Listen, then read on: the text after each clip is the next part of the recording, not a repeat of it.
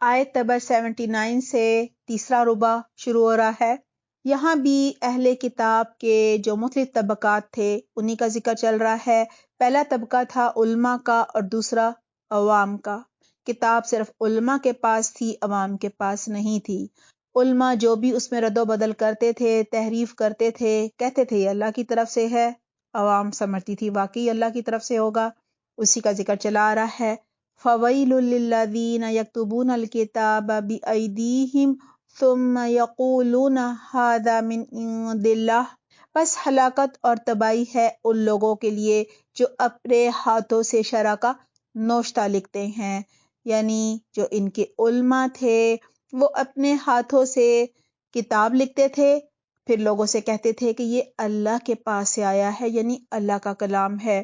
ایسا وہ اس لیے کرتے تھے تاکہ اس کے بدلے میں تھوڑا سا دنیا کا فائدہ حاصل کر لیں، یعنی جو بہت ہی امیر لوگ تھے ان کی پسند کے فتوے دیا کرتے تھے، مال و متاع اور مرات حاصل کیا کرتے تھے۔ کہا جا رہا ہے ان کے ہاتھوں کا یہ لکھا بھی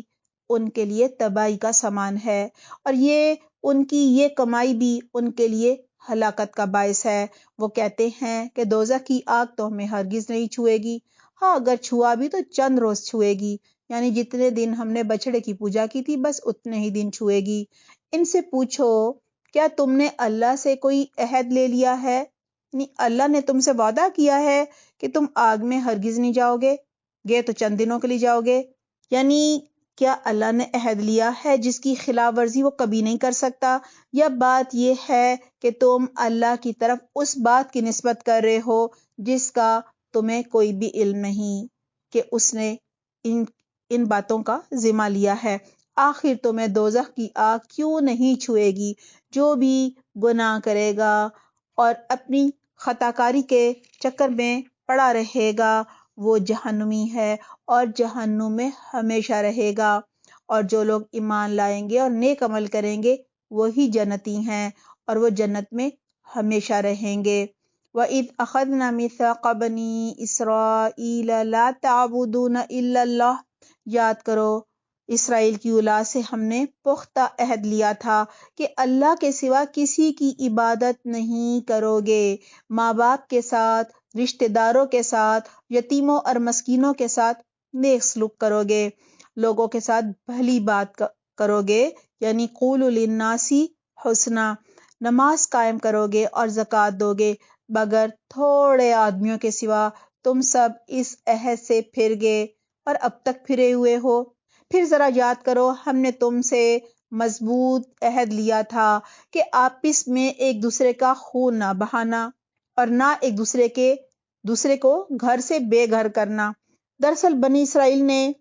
یوشع بن نون کی سربراہی میں فلسطین فتح کر لیا، حکومت بنائی تو ایک کی بجائے 12 حکومتیں بنا لی، کیونکہ بنی اسرائیل کے 12 قبیلے تھے۔ ہونا تو یہ چاہیے تھا کہ ایک حکومت بناتے اور دشمن سے یہ جنگ کرتے، لیکن انہوں نے آپس ہی میں جنگیں کرنی شروع کر دیں۔ اب یہ اپنے ہی لوگوں کو قتل بھی کرتے تھے، ان کو گھروں سے نکال بھی دیتے تھے، ملک بدر بھی کرتے تھے، قید بھی کرتے تھے، اور پھر فدیہ دے کر ان کو چھڑا بھی لاتے تھے اور کہتے تھے دیکھا ہم اللہ کے حکم پر عمل کر رہے ہیں، اللہ نے تو حکم دیا ہے کہ قیدیوں کو اور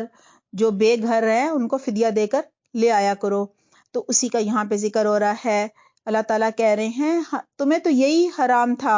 تمہیں تو یہی منع تھا کہ تم اپنے ہی لوگوں کا خون خرابہ کرو اور انہیں گھر سے بے گھر کرو، لہذا کہا جا رہا ہے کہ آپس میں ایک دوسرے کا خون نہ بہانا تمہیں یہ کہا گیا تھا،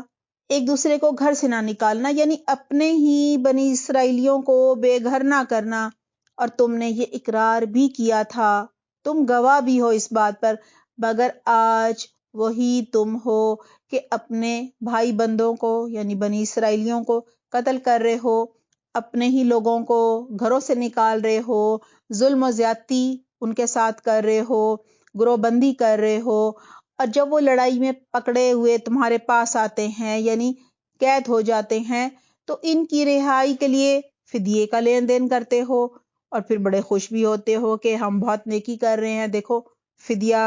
دے کر ہم چھڑا رہے ہیں۔ اللہ تعالیٰ کہہ رہے ہیں حالانکہ انہیں ان کے گھروں سے نکالنا، ان سے جنگ کرنا یہی تم پر حرام تھا، ان کا خون بہانا ہی تم پر حرام تھا، تو کیا تم کتاب کے ایک حصے پر ایمان لاتے ہو اور دوسرے حصے کا انکار کرتے ہو؟ یعنی اللہ نے کہا اپنے لوگوں سے جنگ نہیں کرنی، وہ تم کر رہے ہو، گھروں سے بے گھر کر رہے ہو، اور پھر لا کر تم کہہ رہے ہو کہ جی ہم نے فدیہ دے کر قیدی چھڑا لیے، ہم بہت نیک ہیں۔ پھر تم میں سے جو لوگ ایسا کریں ان کی سزا اس کے سوا اور کیا ہے کہ دنیا کی زندگی میں ذلیل و خوار ہو کر رہیں گے اور آخرت میں شدید ترین عذاب کی طرف پھیر دیے جائیں گے۔ اللہ ان حرکات سے بے خبر نہیں ہے جو تم کر رہے ہو۔ یہ وہ لوگ ہیں جنہوں نے آخرت بیچ کر دنیا کی زندگی خرید لی، یعنی آخرت کی کوئی تیاری نہیں کر رہے، ساری تیاری اس دنیا کے لیے ہے جس میں انہوں نے بہت کم وقت رہنا ہے، کچھ معلوم نہیں کل کا دن دیکھنا بھی نصیب ہو کہ نہیں۔ فَلَا يُخَفَّفُ عَنْهُمُ الْعَذَابُ وَلَا هُمْ يُنصَرُونَ، لہٰذا نہ ان کی سزا میں کوئی کمی ہوگی اور نہ انہیں کوئی مدد دی جائے گی۔ ہم نے موسیٰ کو تورات دی، اس کے بعد پے در پے رسول بھیجے، آخر میں ہم نے عیسیٰ ابن مریم کو روشن نشانیاں دے کر بھیجا، یعنی بہت سارے حصی معجزے دے کر بھیجا، اور روح پاک سے جبرائیل علیہ السلام سے اس کی مدد کی۔ پھر یہ تمہارا کیا ڈھنگ ہے کہ جب بھی کوئی رسول تمہاری خواہشات نفس کے خلاف کوئی چیز لے کر آتا ہے، یعنی ایسے احکامات آتے ہیں جو تمہیں مشکل لگتے ہیں، تو تم نے اس کے مقابلے میں تم سرکشی کرتے ہو، کسی رسول کو تم جھٹلا دیتے ہو اور کسی کو تم قتل ہی کر دیتے ہو۔ حضرت زکریا علیہ السلام کو، حضرت یحییٰ علیہ السلام کو انہوں نے قتل کر دیا تھا۔ وہ کہتے ہیں ہمارے دل محفوظ ہیں، یعنی تمہاری باتیں ہمارے دلوں پر اثر نہیں کرتی۔ کہا جا رہا ہے نہیں، اصل بات یہ ہے کہ ان کے کفر کی وجہ سے ان پر اللہ کی پھٹکار پڑی ہے، یعنی اللہ کی نعمت، اللہ کی رحمت سے دور ہو گئے ہیں، اللہ کی لعنت ان پر پڑ چکی ہے۔ یہی وجہ ہے کہ اب توفیق چھن گئی ہے حق پانے کی، اس لیے وہ کم ہی ایمان لاتے ہیں۔ اور اب جو ایک کتاب یعنی قرآن اللہ کی طرف سے ان کے پاس آئی ہے، اس کے ساتھ ان کا کیا برتاؤ ہے؟ باوجود اس کے کہ یہ کتاب یعنی قرآن تصدیق کرتی ہے ان کتابوں کی جو ان کے پاس ہے، یعنی تورات اور انجیل کی۔ اس کی آمد سے پہلے وہ خود کفار کے مقابلے میں فتح و نصرت کی دعائیں مانگ رہے تھے، یعنی وہ آخری نبی اور آخری کتاب کے لیے دعائیں کرتے تھے تاکہ وہ کافروں پر فتح پا سکے، آخری نبی کے ساتھ مل کر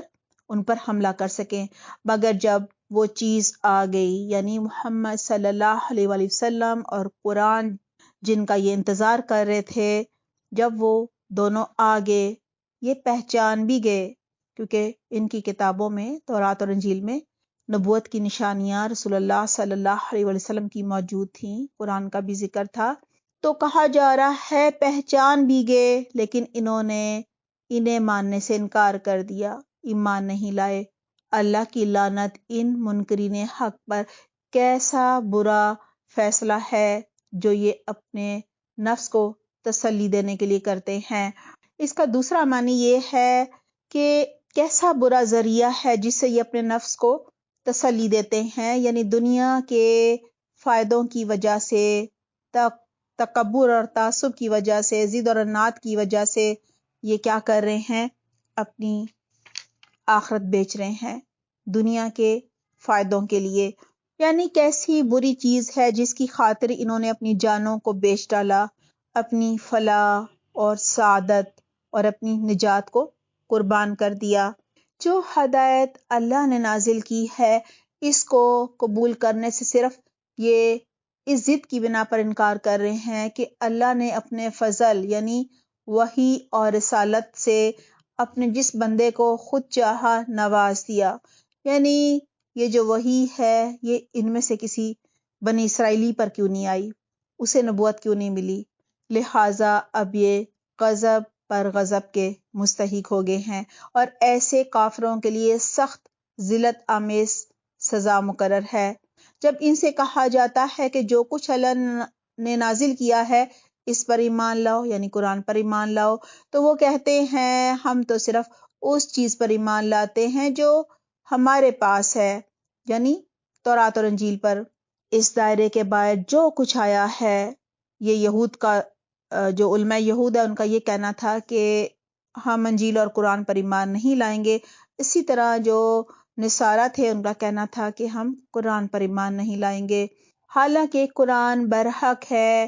اور اس تعلیم کی یعنی تورات اور انجیل کی تعلیم کی یہ تائید اور تصدیق کرتا ہے۔ اچھا ان سے کہو اگر تم واقعی اس تعلیم پر ایمان رکھتے ہو یعنی جو تورات اور انجیل میں نازل ہوئی تھی، تو اس سے پہلے اللہ کے ان پیغمبروں کو جو خود بنی اسرائیل میں پیدا ہوئے تھے کیوں قتل کرتے رہے تھے؟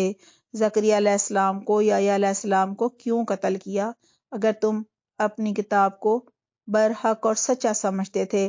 تمہارے پاس موسیٰ کیسی کیسی روشن نشانیاں یعنی معجزے لے کر آئے، پھر بھی تم ایسے ظالم تھے کہ اس کی پیٹھ پیچھے بچڑے کو معبود بنا لیا، یعنی وہ تورات لینے کے لیے کوہ طور پر گئے اور تم پیچھے سے بچڑے کو پوجنے لگ گئے۔ پھر ذرا اس میثاق کو یاد کرو، اس عہد و پیمان کو یاد کرو جو طور کو تمہارے سروں پر اٹھا کر تم سے لیا گیا تھا۔ ہم نے تاکید کی تھی کہ جو ہدایات ہم دے رہے ہیں، جو احکامات ہم دے رہے ہیں، ان کی سختی کے ساتھ پابندی کرو، یعنی کتاب کو مضبوطی سے تھام لو اور کان لگا کر سنو۔ تمہارے اسلاف نے، تمہارے بڑوں نے کہا کہ ہم نے سن لیا مگر مانیں گے نہیں، سمینا و عصینا، اور ان کی باطل پرستی کا یہ حال تھا کہ دلوں میں ان کے بچڑا ہی بسا ہوا تھا، یعنی بچڑے کی محبت رچی بسی تھی۔ کہو اگر تم مومن ہو تو یہ عجیب ایمان ہے جو ایسی بری حرکت کا تمہیں حکم دیتا ہے، یعنی تم شرک کرتے ہو۔ ان سے کہو اگر واقعی اللہ کے نزدیک آخرت کا گھر تمام انسانوں کو چھوڑ کر صرف تمہارے ہی لیے مخصوص ہے، تب تو تمہیں چاہیے کہ موت کی تمنا کرو اگر تم اپنے اس خیال میں سچے ہو، یعنی اگر تم چنے ہوئے لوگ ہو، آگ تمہیں نہیں چھوئے گی تو پھر کیوں موت سے ڈرتے ہو؟ موت کی تمنا کرو، کیونکہ مومن کے لیے تو یہ دنیا جو ہے وہ قید خانہ ہوتی ہے نا۔ واللہ علیم بالظالمین، اللہ ان ظالموں کے حال سے خوب واقف ہے۔ تم انہیں سب سے بڑھ کر جینے کا حریص پاؤ گے، یعنی یہ جو کہتے ہیں کہ ہمیں آگ کبھی نہیں چھوئے گی، ان کو سب سے زیادہ زندگی سے محبت ہے، ان کو بہت حرص ہے کہ یہ لمبی زندگی جئیں، حتیٰ یہ کہ اس معاملے میں مشرکوں سے بھی بڑے ہوئے ہیں، یعنی ان سے بھی زیادہ ان کو لمبی زندگی جینے کا شوق ہے۔ ان میں سے ایک ایک شخص یہ چاہتا ہے کہ کسی طرح 1000 برس جیے، 100 سال جیے، 1000 سال جیے، حالانکہ لمبی عمر جو ہے وہ انہیں عذاب سے تو نہیں دور کر سکتی، یعنی یہ 100 نہیں بلکہ 1000 سال جی لیں اس دنیا میں، پھر بھی جب مریں گے عذاب تو ملے گا۔ ایسا تو نہیں ہے کہ لمبی عمر کی وجہ سے عذاب نہ ملے، جیسے کچھ اعمال یہ کر رہے ہیں، یعنی جو بھی اعمال کر رہے ہیں سب اللہ دیکھ رہا ہے۔ ان سے کہو کہ جو کوئی جبرائیل سے عداوت یعنی دشمنی رکھتا ہو، اسے معلوم ہونا چاہیے کہ جبرائیل علیہ السلام نے اللہ ہی کی اجازت سے یہ قرآن رسول اللہ صلی اللہ علیہ وسلم کے دل پر نازل کیا تھا۔ پوچھتے تھے قرآن کون لاتا ہے؟ جب بتایا گیا جبرائیل علیہ السلام تو کہنے لگے کہ ہم نہیں مانتے، ہماری جبرائیل علیہ السلام سے عداوت ہے، دشمنی ہے، کیونکہ وہ ہم پر عذاب لایا کرتے تھے۔ تو کہا جا رہا ہے کہ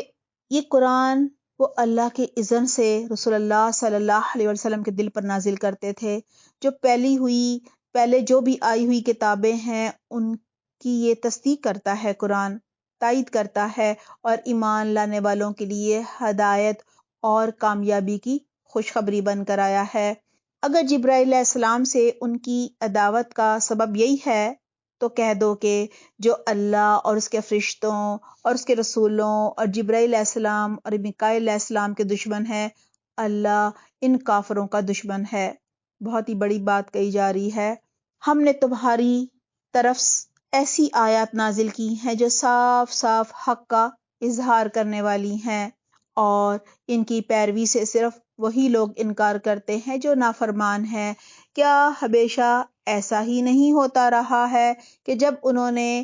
کوئی عہد کیا تو ان میں سے ایک نہ ایک گروہ نے اسے ضرور ہی بالائے طاق رکھ دیا، یعنی اللہ کے وعدے کو بھلا دیا؟ بلکہ ان میں سے اکثر ایسے ہی ہیں جو سچے دل سے ایمان نہیں لاتے، اور جب ان کے پاس اللہ کی طرف سے کوئی رسول مثلا محمد صلی اللہ علیہ وآلہ وسلم اس کتاب کی تصدیق کرتے ہوئے آتا ہے جو ان کے پاس پہلے سے موجود ہے، یعنی تورات کی، انجیل کی، تو ان اہل کتاب میں سے ایک گروہ نے اللہ کی کتاب کو اس طرح پس پشت ڈالا گویا کہ جو کچھ جانتے ہی نہیں، اور لگے ان چیزوں کی پیروی کرنے جو شیاطین سلیمان علیہ السلام کی سلطنت کا نام لے کر پیش کیا کرتے تھے، حالانکہ سلیمان علیہ السلام نے کبھی کفر نہیں کیا تھا۔ جب بنی اسرائیلی جہالت، غلامی، پستی، مفلسی، ذلت اور رسوائی میں ڈوب گئے تو کہنے لگے کہ سلیمان علیہ السلام کی حکومت جو ہے وہ تو صرف جادو منتر سے چل رہی تھی، یعنی جادو ٹونے سے قائم تھی۔ تو یہ جادو سیکھنے لگ گئے اور پھونکوں اور منتروں سے، تعویذ گنڈوں سے کہنے لگے کہ ہمارے سارے کام بن جائیں گے، نہ پیسہ لگے گا نہ محنت لگے گی۔ آج کل ہمارے معاشرے میں بھی لوگ قرآن سے دور ہو گئے ہیں، اور ان کا سارا جو رجحان ہے وہ جادو ٹونے عملیات پر فوکس ہو گیا ہے، انہی میں وہ مشغول ہو گئے ہیں۔ جب بنی اسرائیل نے اپنی کتاب جو ہے وہ پس پشت ڈال دی اور سارا ان کا جو دھیان ہے وہ جادو ٹونے میں پڑ گیا، تو آزمائش بھی اسی سے متعلق آ گئی۔ اللہ سبحانہ تعالیٰ نے 2 فرشتے ہاروت اور ماروت بھیج دیے جو لوگوں کے لیے آزمائش بن گئے۔ جادو بھی یہ سب سے برا سیکھتے تھے، ہاروت ماروت سے، یعنی شوہر اور بیوی کے درمیان جدائی ڈالنے والا جادو یہ سیکھتے تھے۔ کہا جا رہا ہے وَلَكِنَّ الشَّيَاطِينَ كَفَرُوا يُعَلِّمُونَ النَّاسَ السِّحْرَ، کفر کے مرتکب تو وہ شیاطین تھے جو لوگوں کو جادو کی تعلیم دیتے تھے۔ وہ پیچھے پڑے اس چیز کے جو بابل میں 2 فرشتوں ہاروت اور ماروت پر نازل کی گئی تھی، حالانکہ وہ فرشتے جب بھی کسی کو اس جادو کی تعلیم دیتے تھے تو صاف صاف خبردار کر دیا کرتے تھے کہ دیکھو ہم صرف ایک آزمائش ہیں، تم کفر نہ کرو، یعنی جادو کفر ہے، جادو نہ کرو۔ پھر بھی یہ لوگ ہاروت ماروت سے ہر وہ چیز سیکھتے تھے جس سے شوہر اور بیوی میں جدائی ڈالی جا سکے۔ ظاہر تھا کہ اذن الہی کے بغیر وہ اس ذریعے سے کسی کو بھی نقصان نہیں پہنچا سکتے تھے، یعنی جب تک اللہ کی اجازت نہ ہو کوئی کسی کو ضرر نہیں پہنچا سکتا، مگر اس کے باوجود وہ ایسی چیز سیکھتے تھے، یعنی جادو سیکھتے تھے جو خود ان کے لیے کسی فائدے کا نہیں تھا، نفع بخش نہیں تھا، بلکہ نقصان دہ تھا، اور انہیں خوب علم تھا کہ اس چیز کا خریدار بنا جو بھی اس کے لیے آخرت میں کوئی حصہ نہیں، یعنی وہ اپنی آخرت خراب کر رہا ہے۔ کتنی بری متاع تھی جس کے بدلے انہوں نے اپنی جانوں کو بیچ ڈالا، کاش انہیں معلوم ہوتا۔ جادو سیکھنے کے بجائے اگر وہ ایمان لے آتے اور تقوی اختیار کرتے، گناہوں سے توبہ کرتے، تو اللہ کے ہاں اس کا جو بدلہ ملتا وہ ان کے لیے زیادہ بہتر ہوتا۔ کاش انہیں خبر ہوتی۔ اے لوگوں جو ایمان لائے ہو، رائنا نہ کہا کرو بلکہ انظر نہ کہو، اور غور سے بات کو سنا کرو۔ یہ کافر تو دردناک عذاب کے مستحق ہیں، یہ لوگ جنہوں نے دعوت حق کو قبول کرنے سے انکار کر دیا ہے، خواہ اہل کتاب میں سے ہوں یعنی یہود و نصارہ میں سے یا مشرکوں، ہرگز پسند نہیں کرتے کہ تمہارے رب کی طرف سے تم پر کوئی بھلائی نازل ہو، یعنی تمہیں نبوت ملے۔ آپ صلی اللہ علیہ وسلم سے کہا جا رہا ہے مگر اللہ جسے چاہتا ہے اپنی رحمت سے نبوت سے نوازتا ہے، اور وہ بڑا فضل فرمانے والا ہے۔ ہم اپنی جس آیت کو منسوخ کر دیتے ہیں یا بھلا دیتے ہیں اس کی جگہ اس سے بہتر لے آتے ہیں، یا کم از کم ویسی ہی۔ کیا تم جانتے نہیں ہو کہ اللہ ہر چیز پر قدرت رکھتا ہے؟ کیا تمہیں خبر نہیں کہ زمین اور آسمانوں کی فرما برداری اطاعت اللہ ہی کے لیے ہے، اور اللہ کے سوا کوئی تمہاری خبرگیری کرنے اور تمہاری مدد کرنے والا نہیں ہے۔ کیا پھر تم اپنے رسول یعنی محمد صلی اللہ علیہ وآلہ وسلم سے اس قسم کے سوالات اور مطالبے کرنا چاہتے ہو جیسا کہ اس سے پہلے موسیٰ علیہ السلام سے کیے جا چکے ہیں؟ حالانکہ جس شخص نے ایمان لانے کے بعد کفر اختیار کیا وہ ہدایت سے بھٹک گیا۔ اہل کتاب میں سے اکثر لوگ یہ چاہتے ہیں کہ کسی طرح تمہیں بھی ایمان سے پھیر کر کفر کی طرف پلٹا دیں، اگرچہ حق ان پر ظاہر ہو چکا ہے، مگر اپنے نفس کے حسد کی بنا پر تمہارے لیے اے نبی ان کی یہ خواہش ہے۔ اس کے جواب میں تم درگزر فرماؤ یہاں تک کہ اللہ خود ہی اپنا فیصلہ نافذ کر دے۔ اطمینان سے رہو، مطمئن رہو کہ اللہ تعالیٰ ہر چیز پر قدرت رکھتا ہے۔ تیسرے ربع کے عمل کے پوائنٹس نوٹ کر لیجئے۔ آیات ہیں 79 سے 109 تک۔ آیت نمبر 79، فَوَيْلٌ لِّلَّذِينَ يَكْتُبُونَ الْكِتَابَ بِأَيْدِيهِمْ۔ یہاں سے ہم نے عمل کے لیے یہ سیکھا کہ ہمیں بغیر علم اور دلیل کے کوئی بھی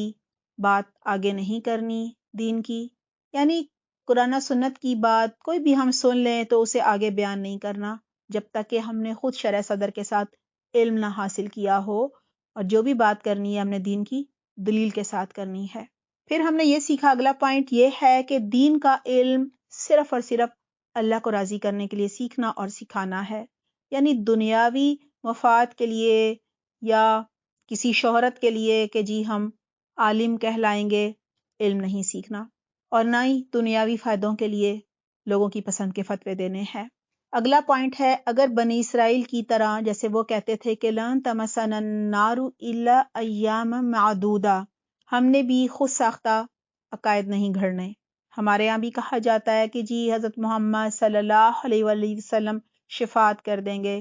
اللہ تو بڑا غفور رحیم ہے۔ اس کے بعد ہم نے یہ سیکھا آیت نمبر 83 سے کہ اللہ سبحانہ تعالیٰ کے علاوہ کسی کی عبادت نہیں کرنی، کوئی عبادت کے لائق نہیں ہے، ہر طرح کے شرک سے بچنا ہے، ماں باپ، رشتہ داروں، یتیموں اور مسکینوں کے ساتھ اچھا سلوک کرنا ہے،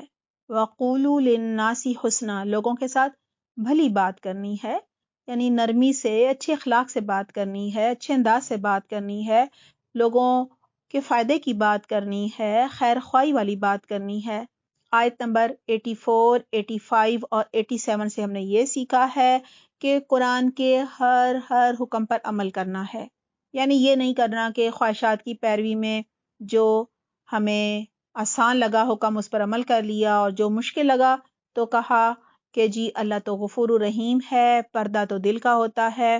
آیت نمبر 86، دنیا کے حقیر اور وقتی فائدوں کی خاطر آخرت جو ہے وہ داؤ پر نہیں لگانی، یعنی زندگی کے مقصد کو سمجھ کر آخرت کی تیاری کرنی ہے۔ آیت نمبر 90، ہمیں کسی سے حسد، بغض اور اناد نہیں رکھنا، اللہ کی تقسیم پر راضی رہنا ہے، یعنی اگر کسی کو کوئی خاص نعمت مل گئی ہے تو اللہ کی مشیت، مصلحت اور حکمت کو سمجھنا ہے، ہر حال میں اللہ کا شکر ادا کرنا ہے، اللہ سے راضی رہنا ہے، اور یہ نہیں بھولنا چاہیے کہ یہ دنیا تو آزمائش کے لیے ہے، امتحان گاہ ہے، یہاں اس لیے نہیں ہمیں پیدا کیا گیا کہ ہم ہر نعمت سے فائدہ اٹھائیں اور ہر نعمت کے پیچھے بھاگیں، اسے حاصل کر کے ہی رہیں۔ آیت نمبر 93، قرآن کو مضبوطی سے تھامنا ہے۔ دیکھیں مضبوطی سے تھامنے کا مطلب یہ ہے کہ ترجمہ، تفسیر، تجوید، حفظ، ان سب کا اہتمام کرنا ہے، ہر حکم پر عمل کرنا ہے، اور پھر اس قرآن کو دوسروں تک بھی پہنچانا ہے۔ آیت نمبر 93، موت سے نہیں ڈرنا، یعنی دنیا پرستی نہیں کرنی کہ آخرت بھولی رہے اور موت سے ڈر لگنے لگے، کیونکہ زندگی موت تو اللہ کے ہاتھ میں ہے نا، تو تقدیر پر راضی رہنا ہے، کیونکہ تقدیر میں لکھا ہوتا ہے کہ کون کہاں پیدا ہوگا اور کہاں مرے گا۔ آیت نمبر 99، اللہ سبحانہ تعالیٰ کی نافرمانی والے ہر کام سے بچنا ہے۔ آیت نمبر 100، دین کے لیے کیے گئے وعدے ہر صورت میں پورے کرنے ہیں۔ آیت نمبر 102، جادو ٹونے کرنا کفر ہے، ان کو کرنے سے بھی بچنا ہے، اور خود کو بھی جادو سے محفوظ رکھنے کے لیے دعاؤں کا اہتمام کرنا ہے۔ اس کے لیے کیا کیا جا سکتا ہے؟ سورۃ البقرہ پڑھی جاتی ہے، اذکار، ہر نماز کے بعد کے جو ہوتے ہیں صبح شام کے اذکار، حفاظت کی دعائیں، بیماری کی دعائیں، شیطان سے بچنے کی دعائیں، نظر بد سے بچنے کی دعائیں، اور خاص جو موقعوں پر دعائیں پڑھی جاتی ہیں ان سب کا اہتمام کرنا ہے۔ آیت نمبر 103، شعوری ایمان لا کر ہر کام اخلاص کے ساتھ مسنون طریقے سے یعنی قرآن و سنت کے مطابق کرنا ہے، اور اللہ سے ڈرتے ہوئے ہر گناہ سے بچنے کی پوری کوشش کرنی ہے اور بچنا ہے۔ آیت نمبر 104، مجلس کے آداب کا خیال رکھنا ہے، دین کی مجلس میں توجہ سے خاموشی سے بات سننی ہے۔ یہود اور ان کے نقش قدم پر چلنے والے منافقین کو جب آپ صلی اللہ علیہ وآلہ وسلم کی مجلس میں یہ کہنا ہوتا تھا کہ ہماری رعایت کیجئے، یعنی بات دہرا دیجئے، ہمیں سمجھ نہیں آئی دوبارہ بتا دیجئے، تو رائنا کہا جاتا تھا۔ لیکن یہ جو یہود تھے یہ آپ صلی اللہ علیہ وسلم کا مذاق اڑاتے تھے اور کھینچ لیتے تھے رائنا کو، کہتے تھے رائنا یعنی اے ہمارے چرواہے۔ تو اللہ سبحانہ تعالیٰ نے فرمایا کہ نہیں، اب تم رائنا نہیں کہا کرو بلکہ کہا کرو انظرنا، یعنی ہم پر نظر کیجئے، جیسے انگلش میں کہا جاتا ہے ایکسکیوز می۔